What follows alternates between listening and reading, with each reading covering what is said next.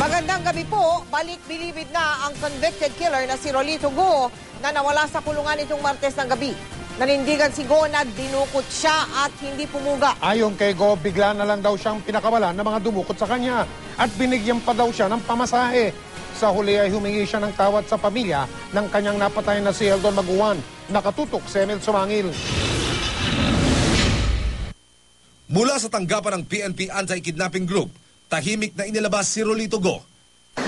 Lula ng isang kulay puting passenger van patungo sa pagdarausan ng press conference. Bagsak ang katawan ni Go, bakas ang katandaan at panghihina kumpara sa itsura niya noon. May tuwalya sa leeg, naka-jacket at jogging pants na sinasabing suot pa mula noong madaling araw na mapasakamay siya ng pulisya.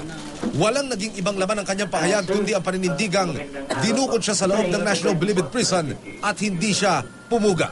Yung pabalik na ako sa minimum compound, bigla sila pumasok, 4 sila. Yung ng ID na NBA daw sila.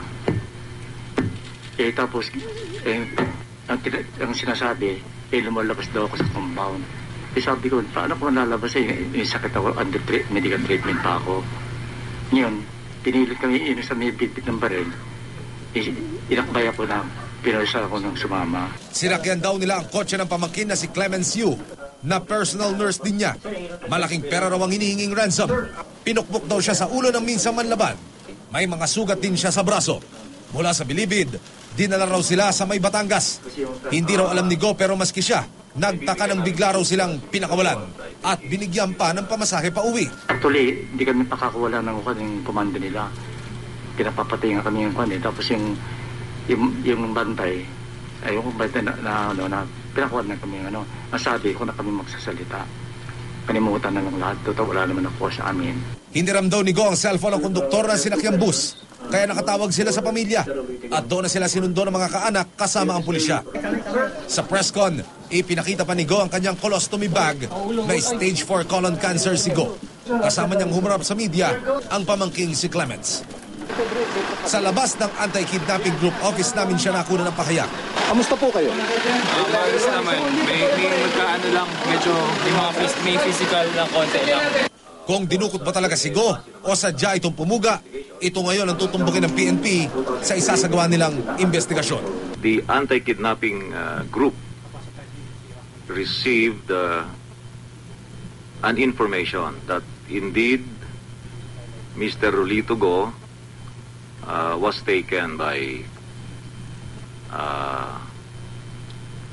a group of persons. No? Nagkaroon kami ng pagkakataong makausap si Go. Dito humingi siya ng tawad sa pamilya ng napatay niyang si Eldon Maguan. Sana Miss Maguan, maawa na kayo. Sinasarap ko na ang sentensya ko. Sana hayaan na makalaya na ako. Kunting paraw lang yung cancer ko. Na kunting paraw na lang. Yung pakalaya ko, yung kunting paraw na lang. Sana next year makalaya na ako. Nasarap ko naman ako sa mom. Yung full sentence, nasot ko na sana. Nabigyan ng pakakataon na masama ko ang pamilya ko. Yan ang pakiusap ko. Sabi pa ni Go, sabik na raw niyang makapiling ang kanyang pamilya. Halos 18 taon nang nakakulong si Go. 1991 ang makulong si Go pero tumakas noong 1993, ilang araw bago ibaba ang hatol sa kanya. 1996 na ito na aresto muli sa isang babuyan sa Pampanga. Emil Sumangil, nakatutok. 24 oras.